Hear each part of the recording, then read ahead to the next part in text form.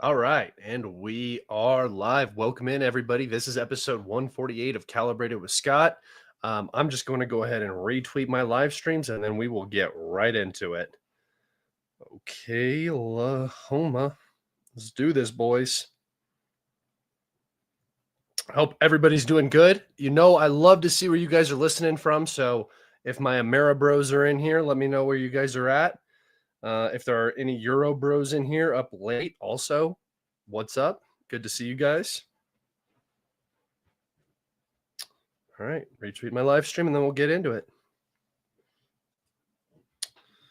All right, and we are done. All right. Okay, guys. What's up, Robert? Let's see. Waymart, PA, Calgary, Canada, Adelaide.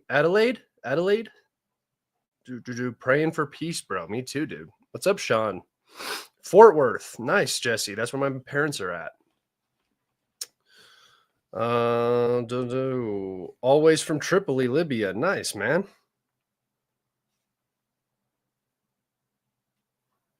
Austria. Nice. Good to see you guys in here. All right, boys. Remember, anytime throughout this live stream, if you have questions that you would like to ask and have answered immediately, you can always do those through super chats. I see those. I answer them right away. If you have questions, feel free to throw them up. I get to some of them eventually. We have a good amount to talk about today.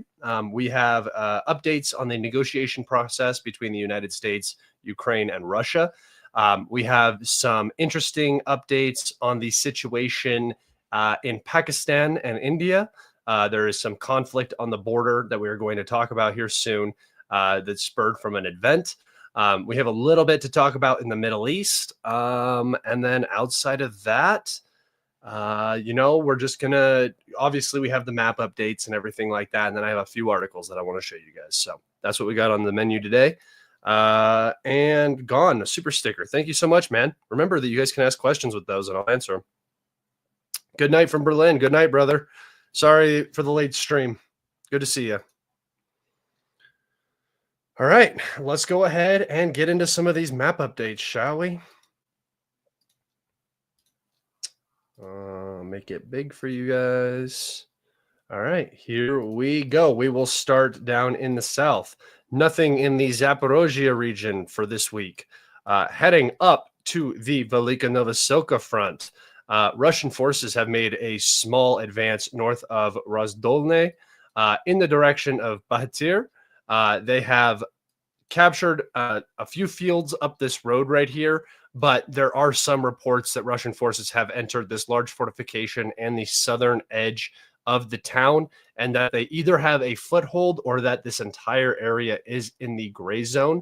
So for right now, I am putting it in unconfirmed Russian advances, but very soon the village of Bahatir, or however you say it, will be the Russians will have entered it here shortly, considering that this is now gray zone.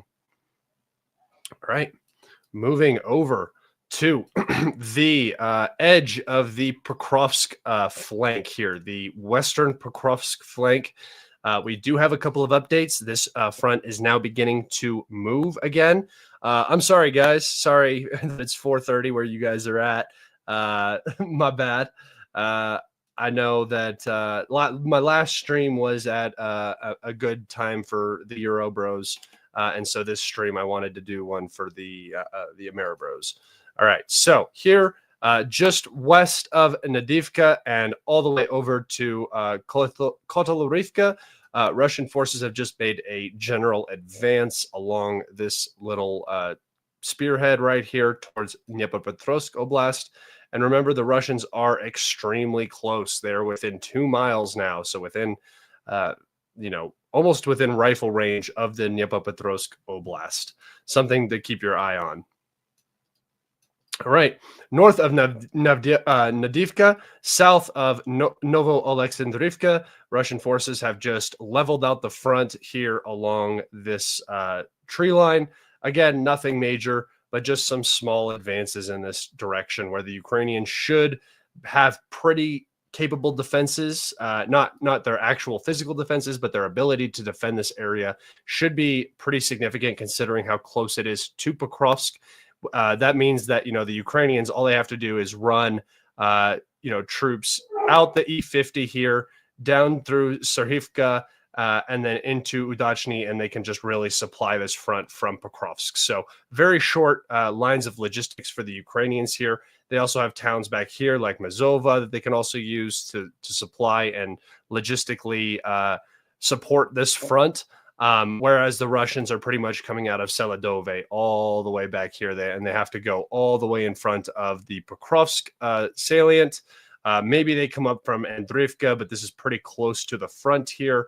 So more than likely they come out of Seladove and they follow the roads up through this area. But again, it gives them potential to get picked off by FPV drones from pilots inside of this large built-up urban area. So much more difficult area for the Russians here than it is for the Ukrainians.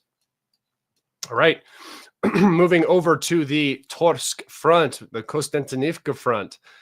Russian forces have advanced on what we would like to call the garbage front right here, an area that should not be moving, but it is moving because the Ukrainian lines are weak. Russian forces have advanced into and captured a majority of the village of Tasarivka. Again, this is the low ground here that I sort of talked about. I don't know, did I do one of these? Yeah, so this green line, you can see that the Russians are going to follow this river. It's this like little creek bed right here, and the front should level out around this reservoir and then up here into Stopochki, where you can see another Russian advance has taken place. And we will talk about that in just a second. All right, moving over to Novospassky here. Russian forces have made a small advance just to the south of the village and actually have captured a fortification in this area, which is not shown on the map, but there is a small fortification in this area that the Russians did capture and have a foothold in. All right, moving over to the Toretsk front, the city itself, Russian forces have made a dash across these fields, gaining a foothold in these trees right here and potentially cutting the road and logistics into Novospassky. This area could definitely become a encirclement here soon, especially because the Ukrainians seem to highly value this area. And I really don't think they want the Russians to gain full access to these terracons.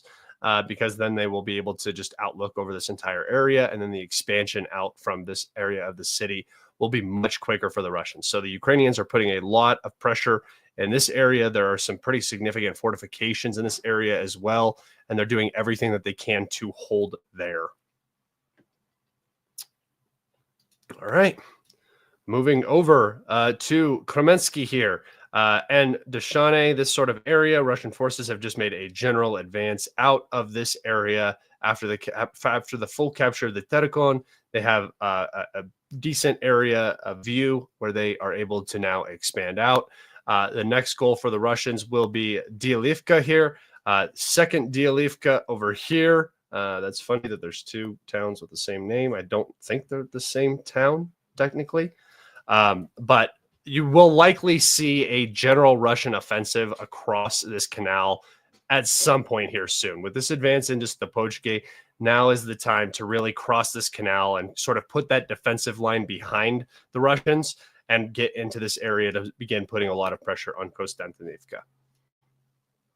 As I said, Russian forces have made a small advance into the village of Stopochki itself.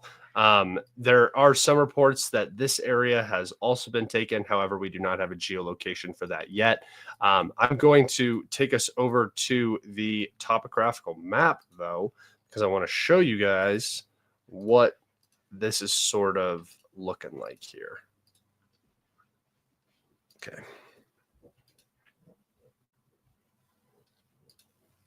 So here's Bakhmut, and here is Stopochki. We're going to zoom in on this area, and you can see that the Russians have a majority of the high ground, especially in this area, the important high ground.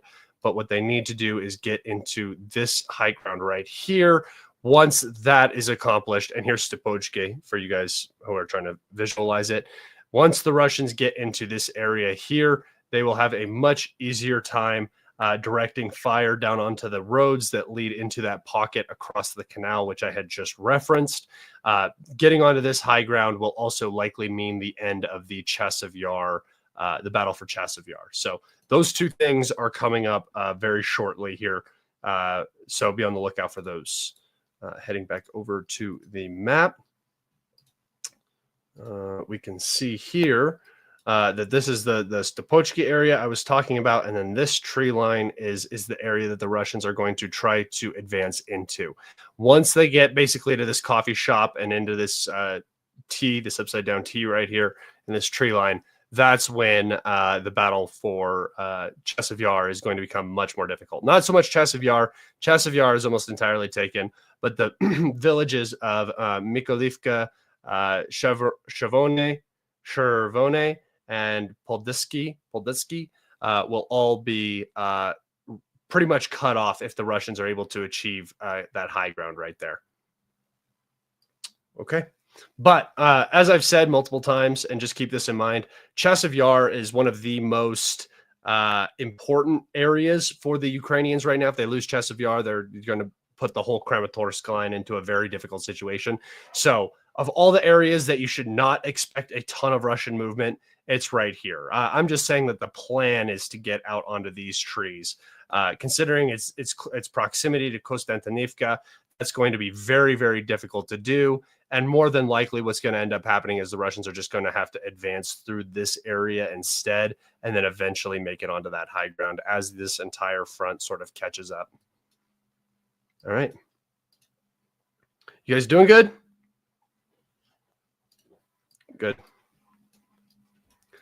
Okay, moving up to the Bilohorivka area. Russian forces have advanced out of Bilohorivka along the canal here and have approached the village of Hyorivka. Remember, this village does not exist at all. This is actually a very old satellite image, but you can see how much damage has been done to this area, how much artillery fire has been concentrated here, bombs dropped, so on and so forth. Remember, Russians gained some high ground right here, which allowed this advance to happen. The next step in this area is just to continue down this tree line here and then approach Seversk. All right, moving up to the Lemanski front right here. So here's Leman. Remember, this is a very, very important area for the Ukrainians. If the Ukrainians lose Leman, they're going to lose the entire Shchebiensky forestry, and then Seversk is going to be encircled. So this is highly important.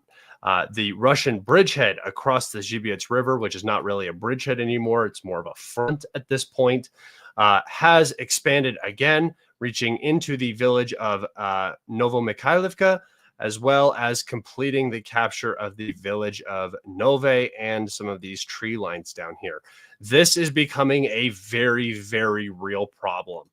You can see that the Russians are only 16, 17 kilometers away from closing the entire southern portion of this pocket. So it's getting very tight already. Remember that drones fly about 20 kilometers, most fiber optic drones, 15 to 20 kilometers. So this entire area is probably being covered with drone fire, making logistics much more difficult. Artillery fire, the works. But the fact that the Russians are advancing here is a very, very bad sign. And it makes me think that the situation for the Ukrainians in this entire region is rather critical. We are seeing some pretty important advances here that I wouldn't expect to see. There's some areas where the Russians push really hard and they achieve a lot because the Ukrainians are weak. And then there's some areas where the Russians push really hard and they don't achieve as much. They achieve more in terms of attrition because of how weak the Ukrainians are in that area. This is an area where the Ukrainians should be very strong, but the Russians are pushing and making advances, which makes me think that there is something wrong with this general area for the AFU. Same with this area up here. All right, moving up to the Oscill bridgehead, which is, again, no longer really a bridgehead considering how large it is and how many urban areas it encompasses. It's more of a front now. And remember, this is just north of Kupiansk. Russian forces have advanced into the village of Dorosharivka and have captured it. There is a small fortification in this area. I don't think you can see it. No, but there is a small fortification in this area, which the Russians now control. This brings them very close to Monochenivka, which leads directly down into Kupiansk as well along a separate road. So the Russians are really developing this northern flank of Kupiansk, and eventually I think the idea is just to get the Ukrainians to forcibly retreat from this area, level out the front along the Oscill River, and then potentially begin moving in a different area. All right. B Games, daily donation. I was late. Thank you, brother. I appreciate that.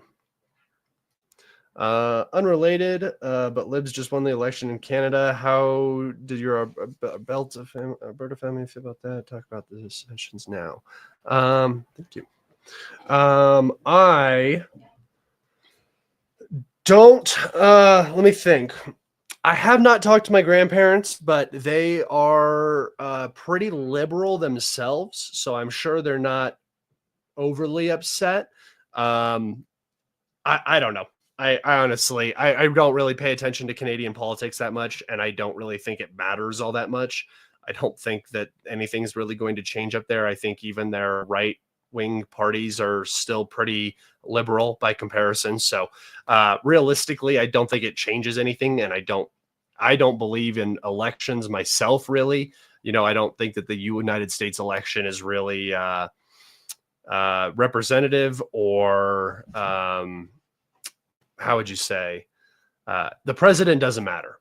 The deep state, the intelligence agencies, and the lobby, the large lobbies are what determines what happens in any particular direction. So personally, I don't really care. I don't think it changes anything about Canada. Hey, dogs, knock it off. I don't think it changes anything about Canada necessarily. I mean, they're going to head down the same direction they're going, which I think is a poor direction, but yeah. A lot of talk about Alberta secession now. I highly doubt it. As an Albertan, everyone I know is so disappointed. It could very well be true. I'll actually go talk to my grandma about it, because I have not talked to my my grandparents about how they feel about the election so far. Where do you see Russians making gains this summer? Down in the Zaporosia region. I think that the villages of Orikhiv and Khulyai-Polye are going to be the primary focuses of a Russian summer offensive. This area right here. Same thing that happened around Velika Novoselka. Do you see what happened around Velika? That's going to happen here and here.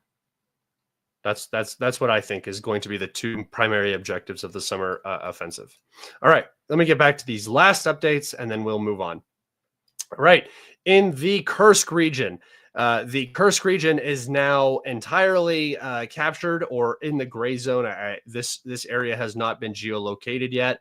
However, there's only a few little tree lines. I doubt there's any Ukrainians really holding this. So the village of Gornal in the Kursk area has been captured from the Ukrainians. As you guys remember, Oleshina had also been previously captured. I had talked about that last time, but I had left it in yellow just so you guys can kind of see. There is no more Kursk region for the Ukrainians. Same goes for the Belgorod region. The Ukrainians have also been expelled from that area. So no more Ukrainians in Russia. All right, moving over to the Sumy region now. Russian forces have made a general advance from the village of Vasilivka all the way over to the village of Basivka.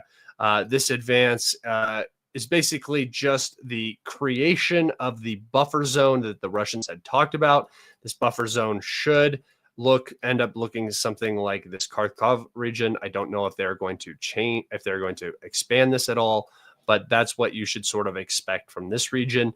An incursion that forces the Ukrainians to maintain manpower and equipment in the region, spreading them out, thinning them out, and then exposing them to Russian fire should be the general idea of this. Not so much to actually create a buffer zone. The buffer zone is more like a punishment for the Ukrainian action. Okay. All right. That is it for the updates today, everybody. Kamyanka in the Oscill front, Russia has a river road now. Let me go see. Oh yeah, I didn't actually talk about this. Thank you. I missed this update. I appreciate it. I didn't go high enough. All right. The village here of Kamyanka has been fully captured by Russian forces. Remember, this is the village up near the Russian-Ukrainian border right here. And as that donation said, the Russians do have a Oscill River crossing now and a road that they can operate out of here. So expect Russian advances in the direction of this string of settlements here. And as I've talked about, guys, this area is ripe for a Russian offensive. I have no information that the Russians are actually going to go on the offensive in this area, but this area is both geographically and tactically very, very ripe for a Russian offensive. And I think this entire corner of Karkov could just be eaten up very quick by the Russians. All right. Make sure I got everybody. Yeah, okay, I did. All right, cool. All right, guys. Calibrated, what is the next super weapon, or is it min-maxing from this point? Yeah, there is no super weapons coming. They might get the Taurus, but if they do, they're going to get 100 to 200 missiles. It's not enough to accomplish anything significant. You're going to get a couple good hits, just like we saw with ATACMs, just like we saw with Storm Shadow, just like we saw with HIMARS, and then it's just going to disappear. All right. Moving over, I'm going to talk about some of my articles that I have for you today. And these are all about negotiations for the most part, or what's happening in Ukraine. And I'm just going to read to you some different sources just so you can kind of get an idea of what is going on. So moving over here, we're going to be reading Politico first. All right. An ugly Ukraine deal was predictable, but this will merely pause Russia's revanchism. I'm not even going to try to say it. I know the word, but I'm not going to try to say it again. Without U.S. security guarantees and a firm porcupine strategy to make sure Kiev is heavily armed, this deal will be. This deal will just be a way. Oh my goodness! I'm sorry, guys. My brain just literally shut down. Without U.S. security guarantees and a firm porcupine strategy to make sure Kiev is heavily armed, this deal will just be a way station in Putin's bid to subjugate the country. Donald Trump will complete his first 100 days in office this week, but despite the U.S. president's campaign to boast about how easily he could settle the Ukraine war in just one day, he still hasn't managed to broker a ceasefire, let alone a deal to permanently end the conflict. All right, so this is what we talked about. There's no easy way to get a deal done here because all of the sides are in a position where negotiating is not the worst option right now for all sides, or the best option right now for all sides. The Ukrainians are looking at this, the current Ukrainian regime are looking at these negotiations and saying, if we allow this to happen, we are going to be set back so significantly that we will probably never be the same state again. We will lose all of our Western backing. It's just going to not play out well. So the hesitation from the Ukrainian side makes perfect sense, right? You're dealing with people who are laundering millions and millions of dollars, billions of dollars. You're talking about people, you're talking about a corrupt state that is basically piggybacking on subsidies from the West right now. And if that ends, the entire Ukrainian state is just going to fall apart because Europe is not going to continue subsidizing if there's no war, and the United States is almost done subsidizing for either reason. At least on face value, they're going to continue doing it from a distance. But All right, reading back again. His administration seems hopeful that that will change this week. But if the U.S. does manage to engineer a ceasefire, there should be grave doubts it will be the final word on Russian President Vladimir Putin's revancheism. All right, so what this basically is saying is that if the West goes along with this ceasefire, or if a ceasefire is agreed upon, the only way that it's going to be maintained is if you continue arming Ukraine, right? A porcupine strategy. Give them the weapons that they need so they never have to attack anybody. They can just be defensive like a porcupine. This is a Russian red line. This is what the Russians have said is not acceptable.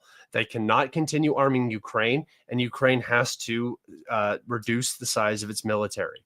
Obviously, Ukraine is not going to go with that. The West is not going to give up an opportunity to continue killing Russians and continue arming the Ukrainian state. It's both economically smart and geostrategically smart from a very cold and evil U.S. perspective. At least their U.S. perspective, the way they think things should go. I think that it's a very bad foreign policy going forward, but that's just my opinion.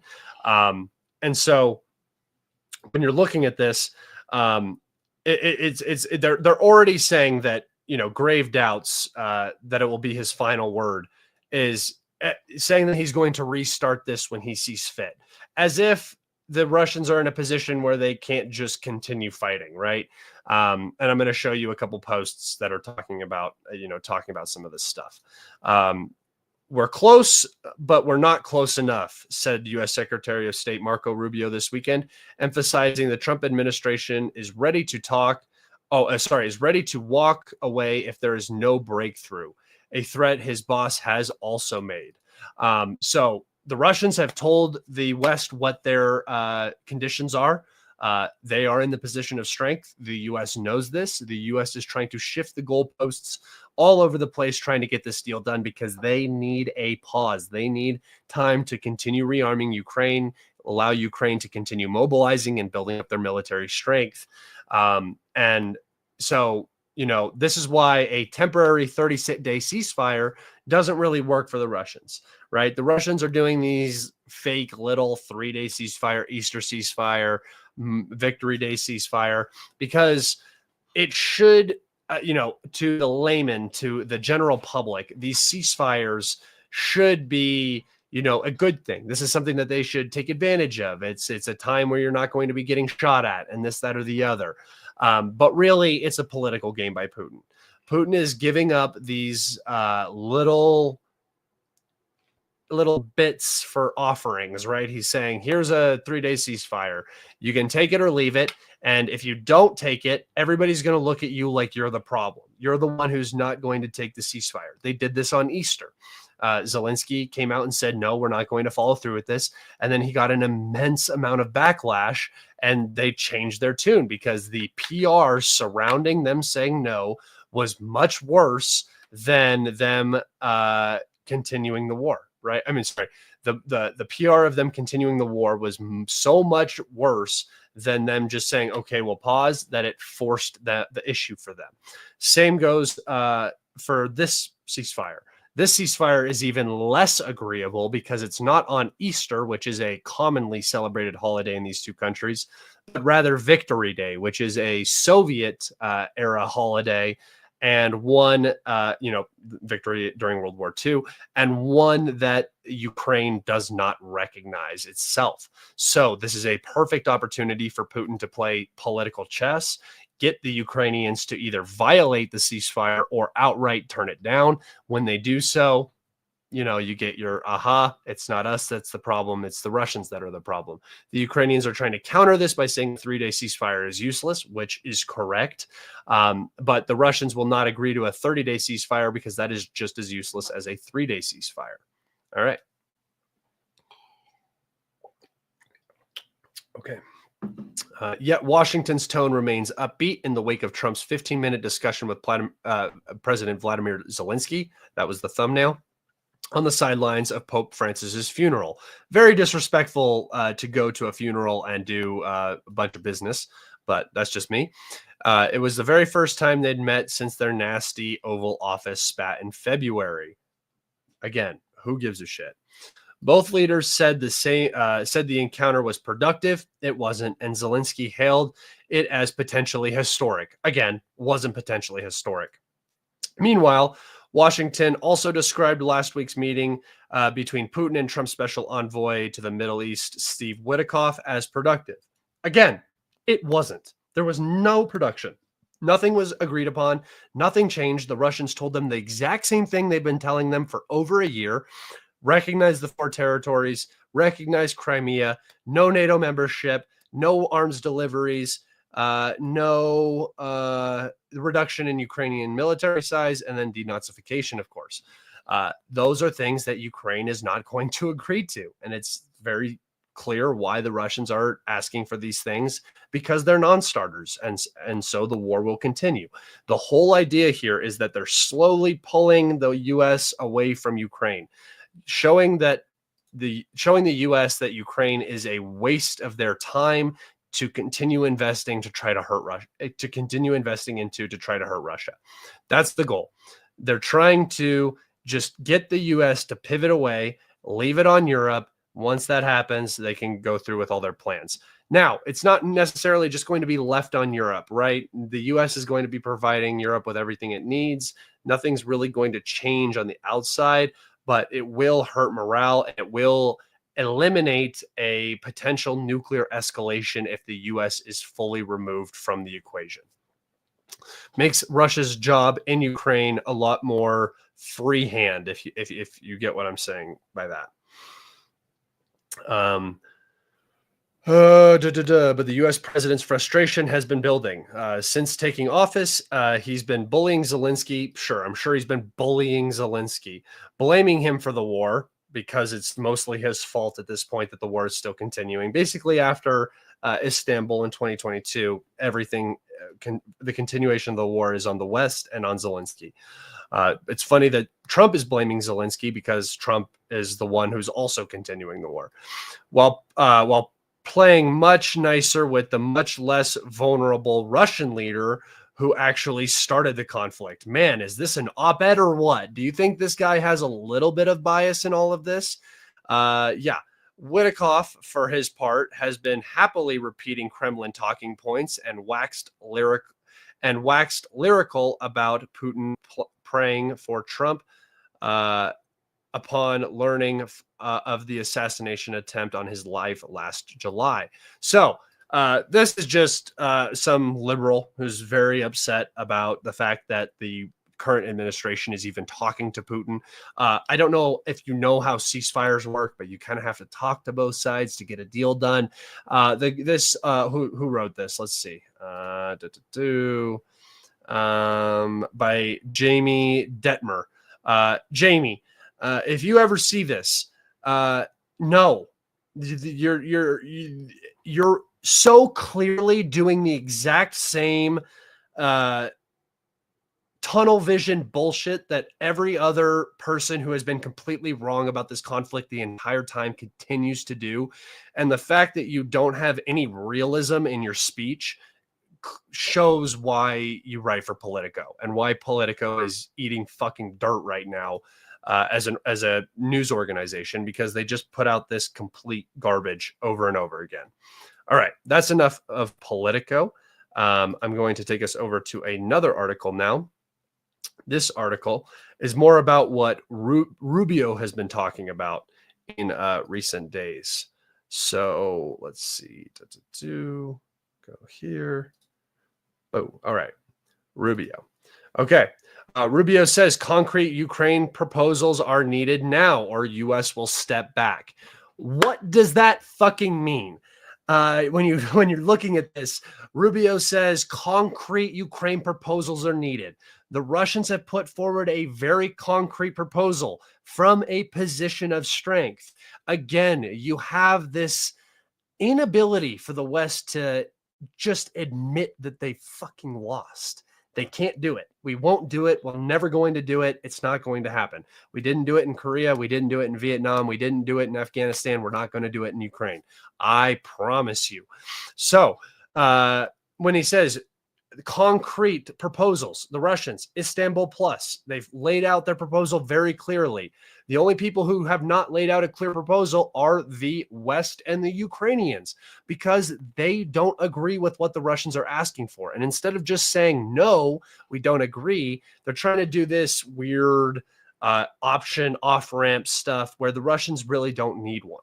And it's not going to work. And I've said this the entire time, and I'm going to keep saying this. Negotiations are not going to work. They are never going to work until one side is so completely defeated that they have no choice but to accept whatever terms are offered to them.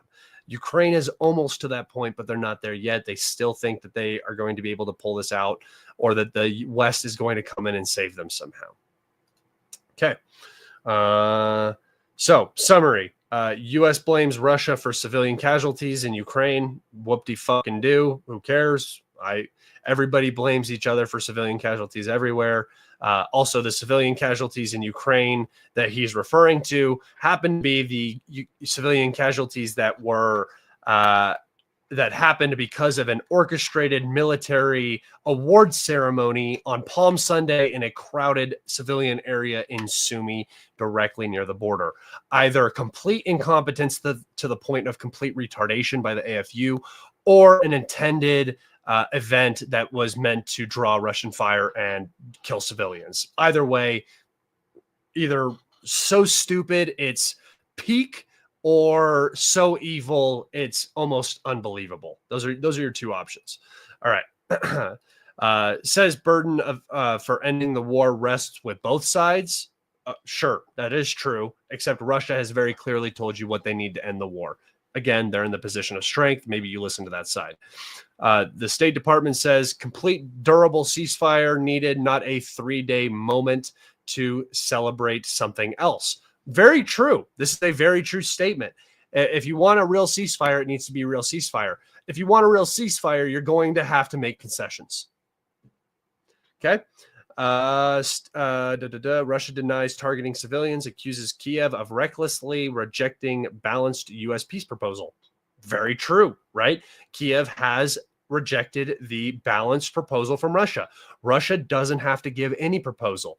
They actually just had a general of the main directorate of the Russian Federation get assassinated by a car bomb while Steve Witkoff was talking to Putin and Lavrov in Moscow. They are very clearly trying to sabotage these talks. They are actively committing terrorist attacks against civilian areas in the goal of eliminating a single Russian general, which is a fine, legitimate target. I'm not making any statements about that. I don't care. If a general died in Ukraine and 10 civilians died around him, I would not be saying that the Russians do not have the right to strike that target. The point about this is the Ukrainians are acting like the Russians are the problem, when it's very clear that the Ukrainians are the ones who don't want the peace. And the U.S. is going along with it, which is a major red flag, and you all should be very, very locked in on that situation. I missed the one. What? You also missed the Shevchenko. Oh yeah, that was just a little update though. That one's not so important. But thank you. Total Juche victory. Juch. I don't know what that is. But thank you for your questions and comments. All right. Okay, so let's get into this. Washington, April 9th, or April 29th. U.S. Secretary of State Marco Rubio said on Tuesday that now is the time for a concrete proposal from Moscow and Kiev to end the war. Moscow already gave theirs. What are we talking about? They very clearly gave theirs. You just don't like the one that they gave. That's the problem. And Kiev to end the war in Ukraine. He warned that the U.S. will step back as mediator if there is no progress. Good. Step back. Just step back. You're obviously not getting anything done. This is just all theater, by the way. They're just creating this theater because Trump made a claim that he was going to be able to solve this, and now they're going to show that both Ukraine and Russia are the problem, not the United States, blah, blah, blah, blah. At a later United Nations Security Council meeting, U.S. diplomat John Kelly blamed Russia for the continuing bloodshed, of course, saying it had regrettably carried out high-profile strikes causing needless loss of life, including against innocent civilians. By the way, while this is all going on, the U.S. is killing thousands of civilians through their support of Israel and killing hundreds of civilians through their strikes in Yemen. Not only hypocritical to a level of absurdity, but so ridiculous when you're talking about actual high-value military targets, such as award ceremonies where colonels of HIMARS brigades get killed, right? That is pretty freaking high profile compared to, you know, striking a oil port against a country that you've been basically committing a genocide and ethnic cleansing against since the Obama administration, dropping JDAMs on them or providing the Saudis with everything they need to create a blockade around the country where children starve to death. And then you go ahead and strike an oil port, which is one of the only economically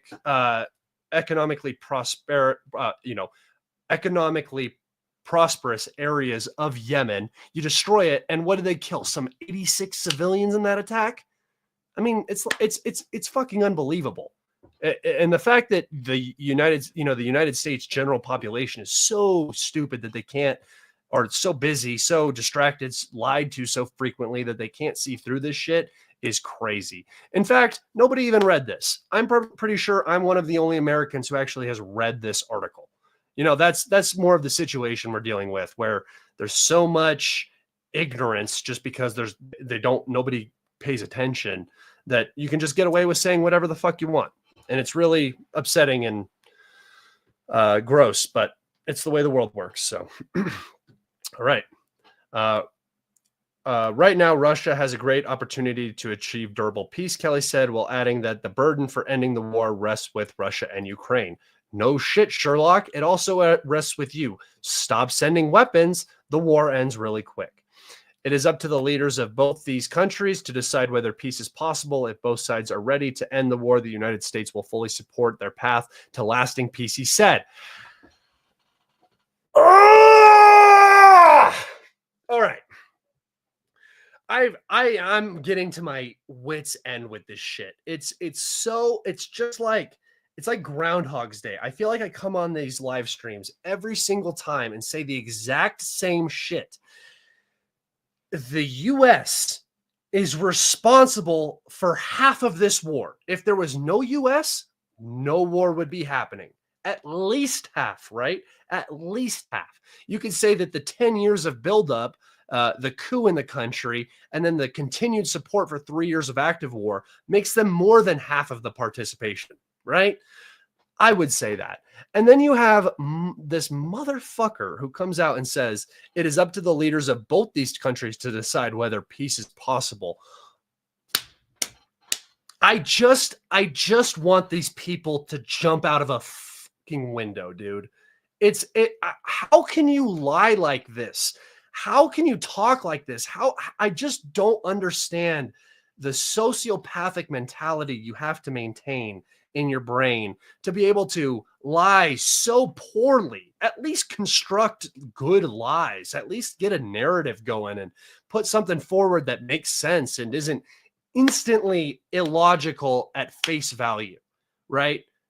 The only reason this works is because people are just ignorant and completely oblivious. That's the only reason any of this nonsense works, because just this statement right here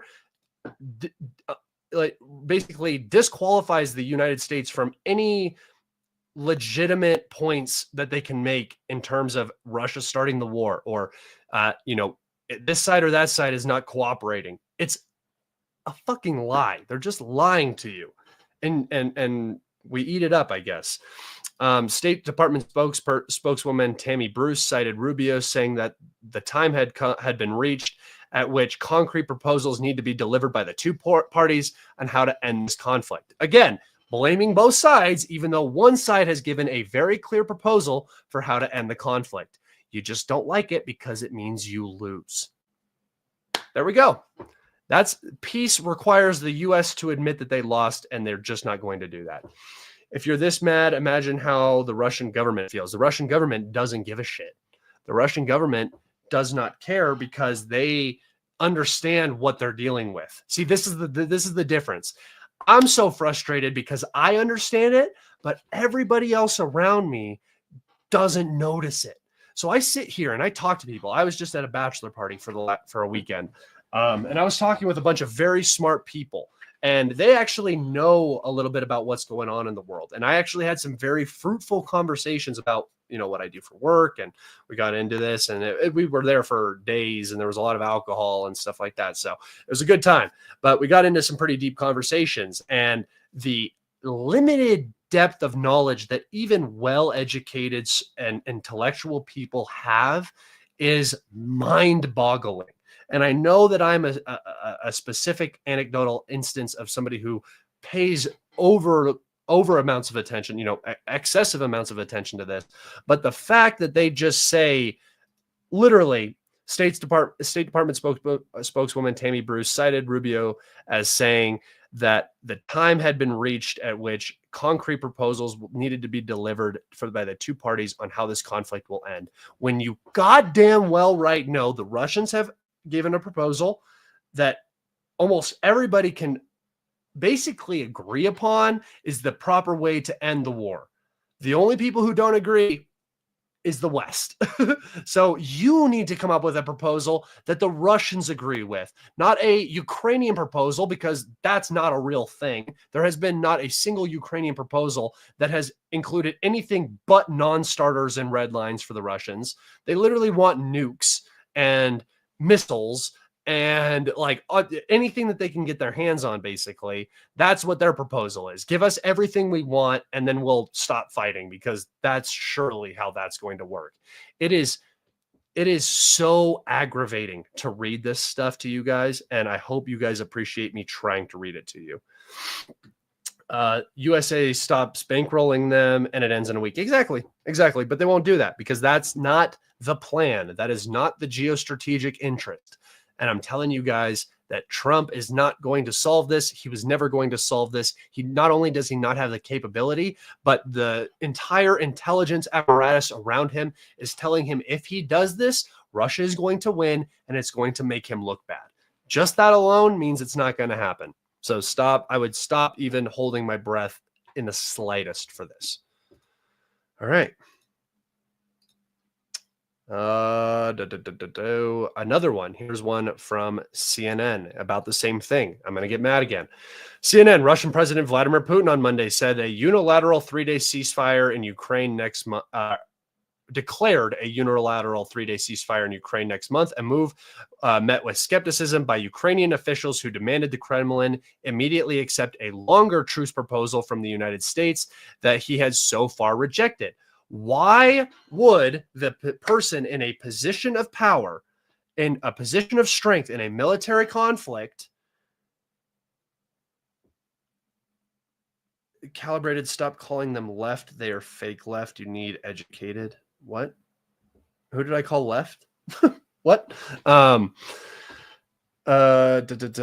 lost my train of thought. Why would he accept a 30-day what does this 30-day ceasefire do that a 3-day ceasefire doesn't do? It doesn't even make sense. What does that do?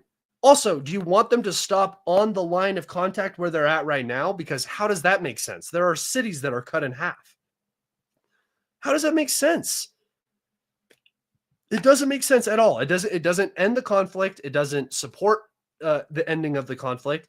It is just going to be a ceasefire that is immediately going to be broken by both sides, because that's the point of the war we're at. I really don't get how anybody thinks that this is even remotely possible at this point, other than a gigantic cucking basically by Putin. If Putin rolled over and said, sure, we want to end the war, but that's not the position that the Russians are in. And I'm going to show you guys some of that. So again, why would he accept a 30-day ceasefire proposal when you won't accept a 3-day ceasefire proposal for a military parade? Like, how does that make any sense? Moscow said all military actions in Ukraine would be suspended from midnight May 8th to midnight May 11th. Again, I really don't get this whole political game he's playing. Just go on with the war, dude. Just go on with the war. But I think that what is going on is he's trying to present himself as rational, and he's able to negotiate, and Ukraine are the ones that are going to be the problems the whole way through. A decision which it said was based on a humanitarian considerations. The truce would coincide with Russia's World War II Victory Day commemorations on May 9th, the 80th anniversary of the defeat of Nazi Germany. Big surprise, Ukraine does not want to celebrate the end of Nazi Germany. Putin's announcement, which was met with a renewed urging from the White House for a permanent ceasefire, comes as the Trump administration ramps up pressure on Moscow and Kiev to agree to the deal to end the war. Only it's not a deal to end the war. It's a deal for a 30-day ceasefire where more arms are going to be pushed into the country and Ukraine continues to mobilize. It's not an end to the war. Everybody knows it.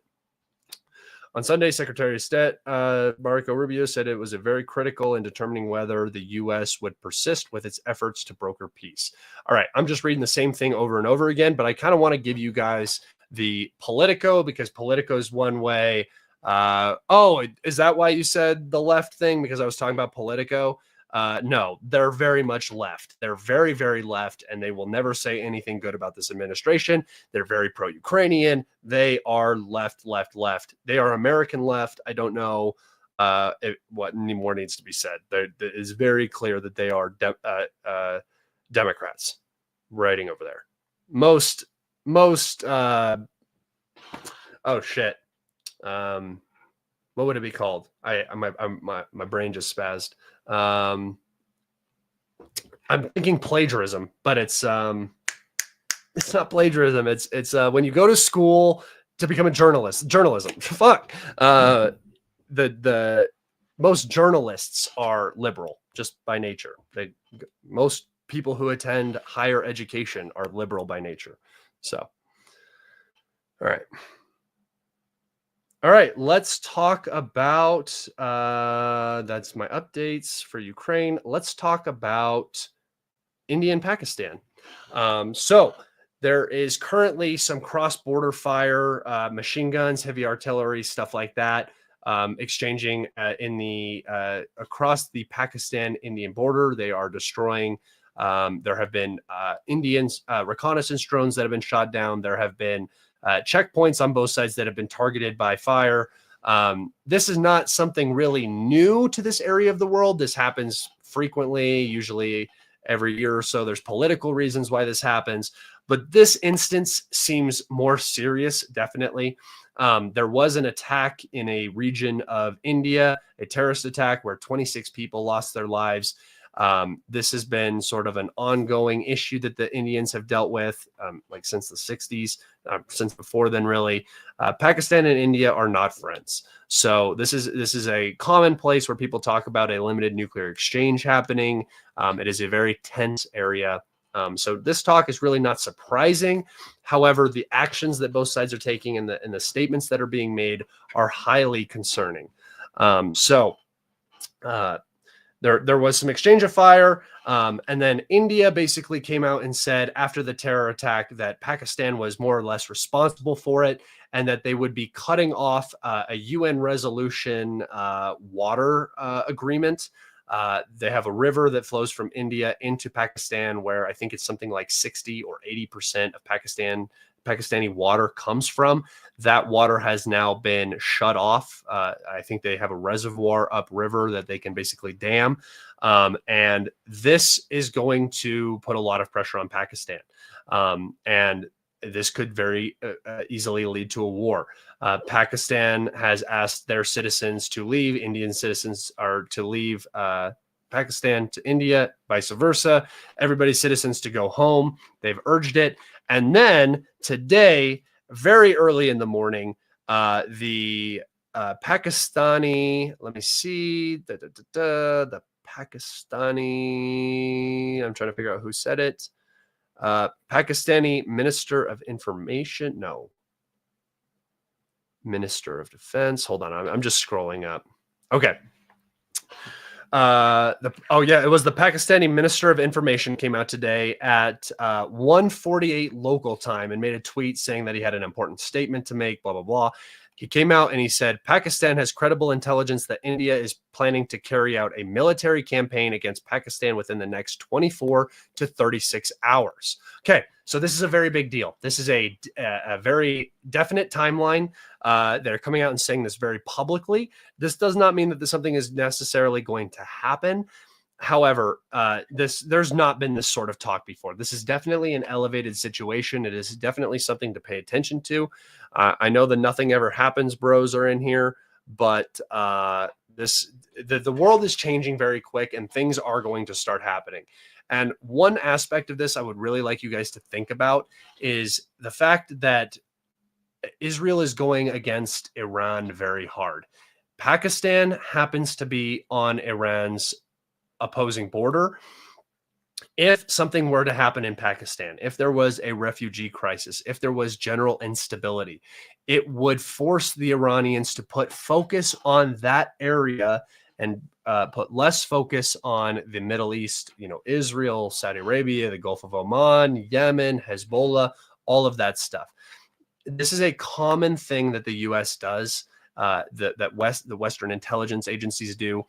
They tried to do it in Georgia. They tried to do it in Kazakhstan. They tried to do it in Ukraine, Belarus. They try to do it all over the place with Russia, trying to put pressure on Russia from a bunch of different angles. This is a long-term strategy. It works very well.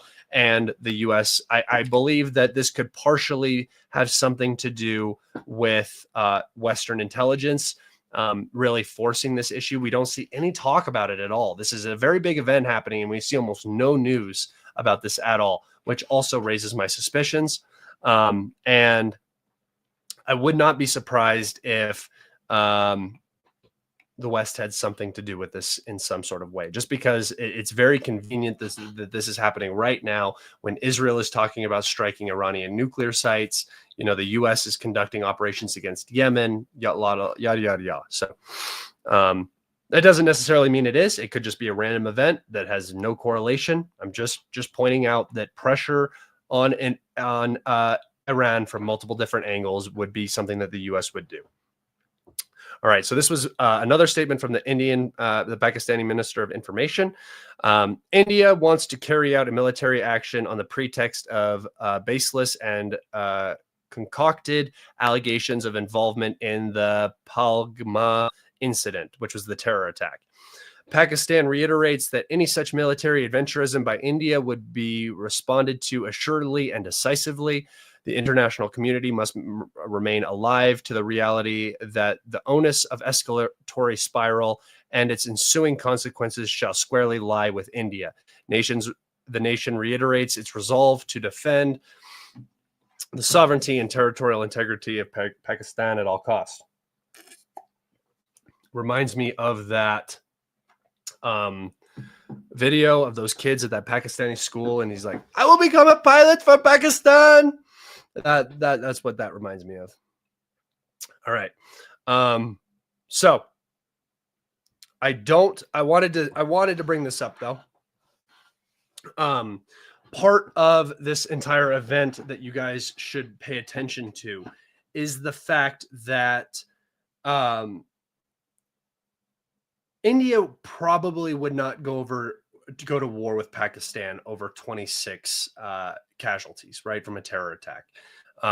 It's not really. This is going to have tremendous economic impact on India. It's going to have tremendous downsides. Wars are not usually something that you want to do. It's not something that you go after and look for, because the negative ramifications are usually so much greater, especially for a pretty rather stable and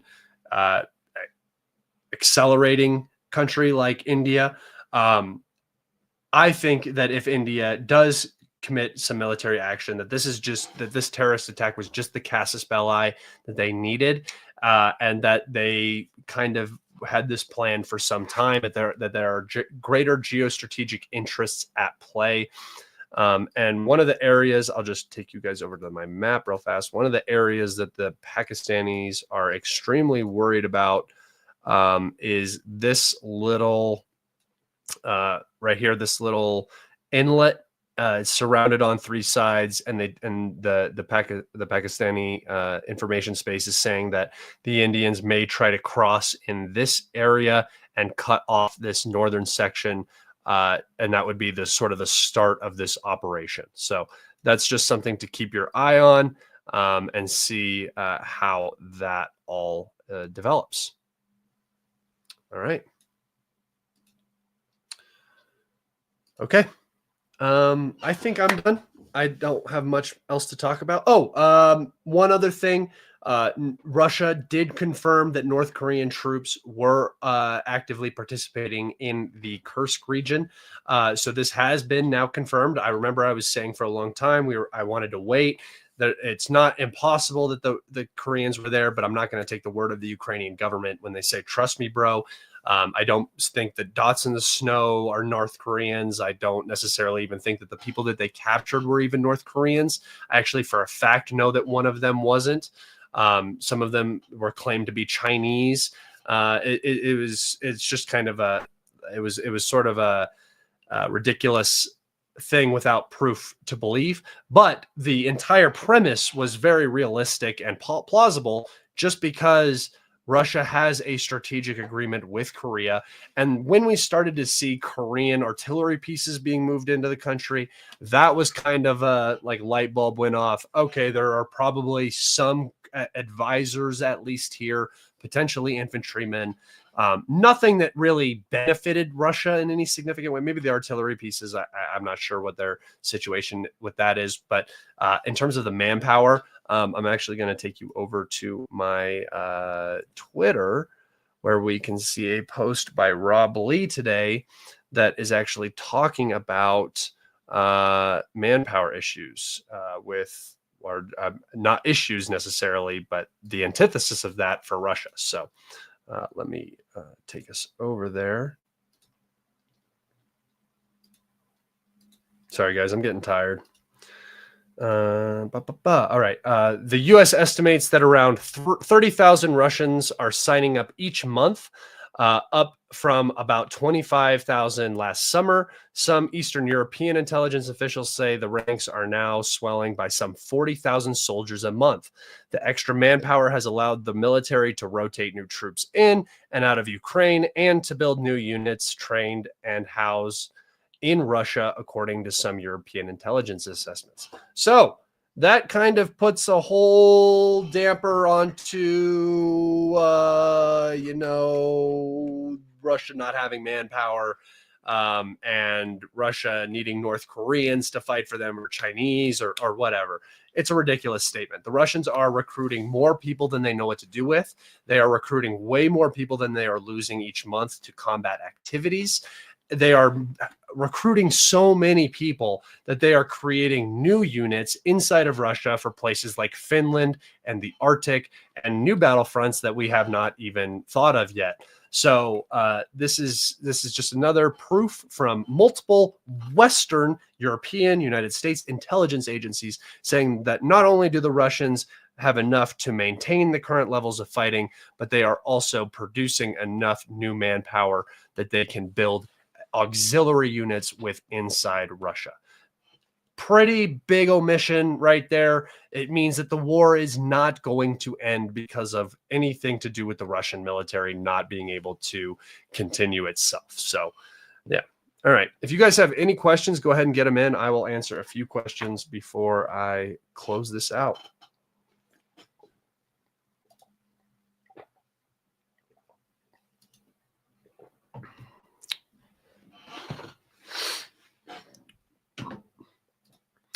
What about India delivering artillery shells to Europe? Is it significant? How will this influence Ukraine?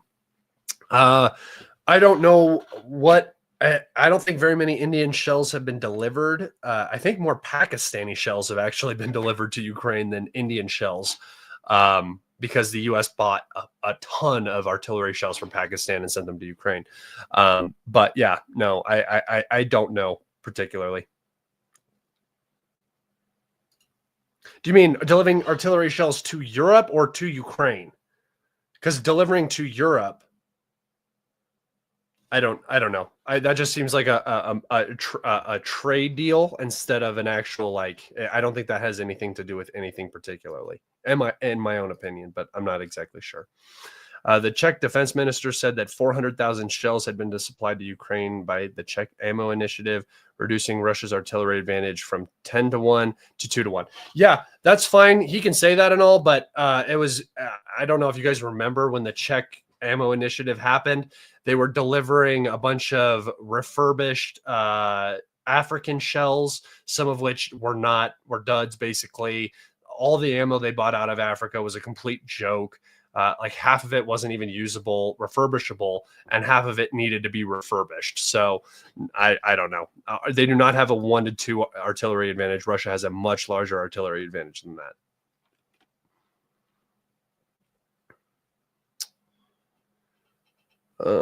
Question: could China get involved in a potential conflict between India and Pakistan?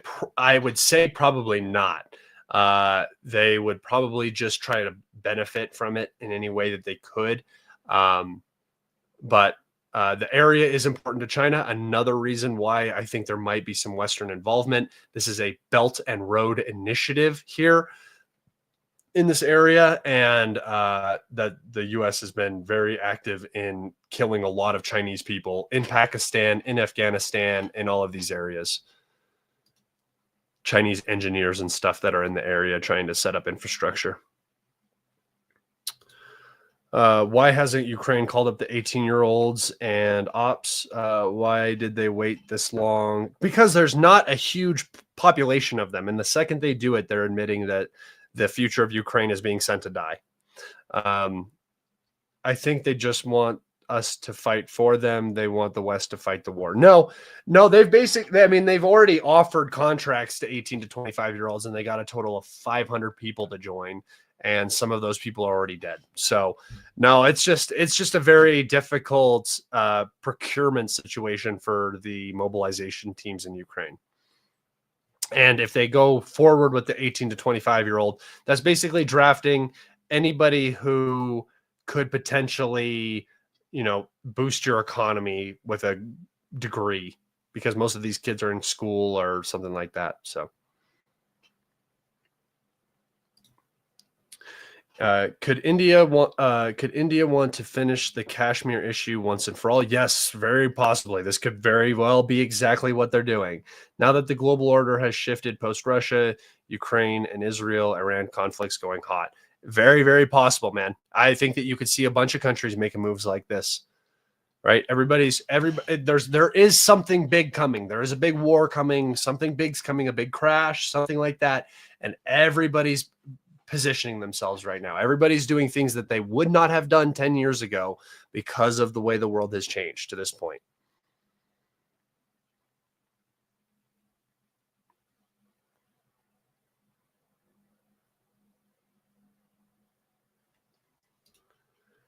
What do you think about the Vladimir Oblast depot incidents? I still see people debate if that was... No, it wasn't a Ukrainian strike for sure. It could have been sabotage, but really it looks like just mishandling of munitions, and explosion was caused by that. So, and this happens, guys. If you guys remember, there was a U.S. missile rocket engine facility in Utah, in the middle of nowhere, that blew up, right? And it detonated because something was mishandled inside of there, caused an explosion. These things happen all the time, especially when you're moving hundreds of thousands of tons of ammunition a day all over the place. Sometimes accidents happen. Everybody wants to blame somebody or have it be somebody's action that caused this. It could have just been a forklift driver not paying attention, which is awful, but happens. Taiwan now in play? More like the Philippines are now in play. I don't think you're going to see the fight in the South China Sea focused around Taiwan. I know that's what everybody thinks. I think Taiwan, if anything, will just be used as the tripwire to, just like, the Russian invasion of Ukraine. The U.S. did not expect Ukraine to hold up. They expected them to sort of collapse, and then the sanctions were going to do the damage to the Russian state. that didn't end up happening. Neither of those things ended up happening. But I think the play will still be the same. Taiwan is the trip, but the Philippines is probably going to be the proxy. Wouldn't U.S. intelligence love a conflict between India and Pakistan, distracting Iran and China from other issues? Yeah, exactly.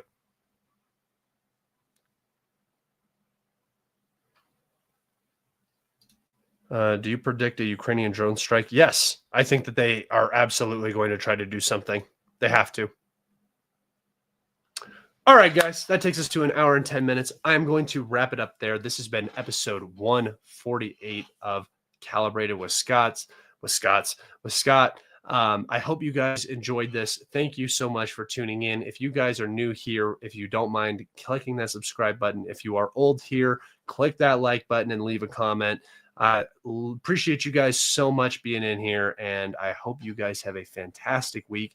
I will be on here doing more. My season just ended, and I don't have a lot of trips planned right now. So finally, I get to take a break and do some more live streams and focus on this stuff. And I know I've been saying that a lot recently, but I have been so busy this last 4 months.